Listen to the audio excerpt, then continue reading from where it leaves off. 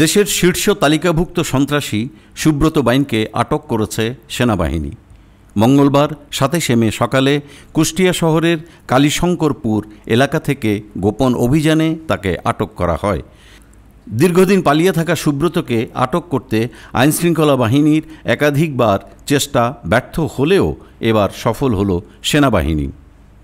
সুব্রত বাইনের আদিবাড়ি বরিশালের আগলঝাড়া থানার জোবরাপাড় গ্রামে। তার জন্ম ১৯৬৭ সালে। বাবা বিপুল বাইন একটি এনজিওতে গাড়ি চালাতেন। মা কুমুলিনী বাইন ছিলেন গৃহিণী। ৩ বোন ও ১ ভাইয়ের মধ্যে সুব্রত ছিলেন বড়। পরিবারটি পরে ঢাকার মগবাজারে চলে আসে। ছাত্রজীবনে তিনি পড়াশোনা করেন বরিশালের অক্সফোর্ড মিশন স্কুলে এবং পরে ঢাকার শেরেবাংলা উচ্চ বিদ্যালয়ে।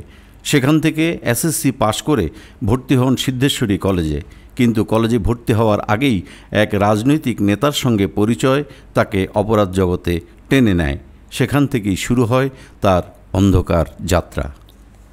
১৯৮৩ সালে মধুবাজারে এক সবজি বিক্রেতাকে খুনের ঘটনায় তার নাম পুলিশের খাতায় উঠে আসে।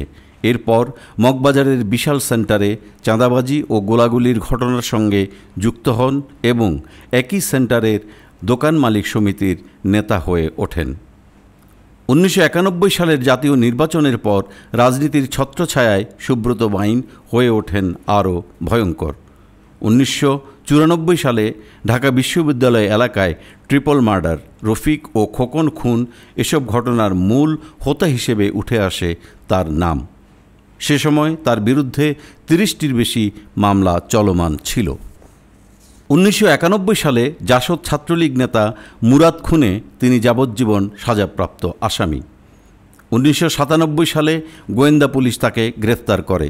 ১.৫ বছর জেল খাটার পর জামিনে বের হয়ে ফের সক্রিয় হয়ে ওঠেন।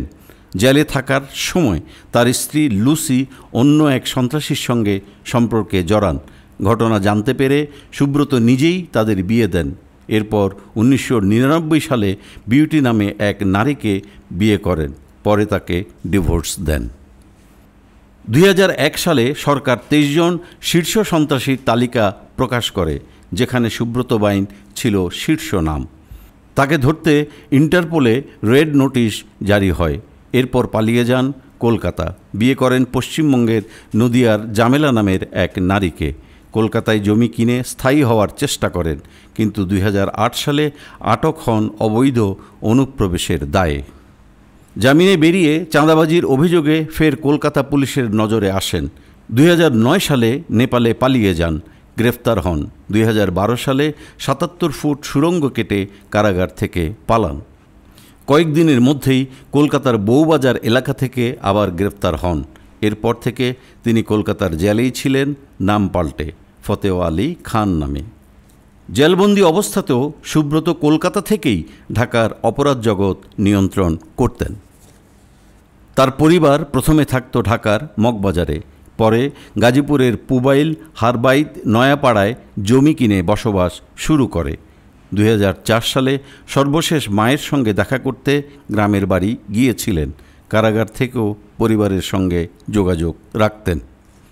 দীর্ঘ ২৫ বছরের বেশি সময় ধরে অপরাধ জগতে সক্রিয় থাকা সুব্রত বাইনকে অবশেষে কুষ্টিয়ার কালীশঙ্করপুর এলাকা থেকে আটক করা হয়। তার গ্রেপ্তার দেশের আইনশৃঙ্খলা বাহিনীর এক বড় সফলতা হিসেবে দেখা হচ্ছে।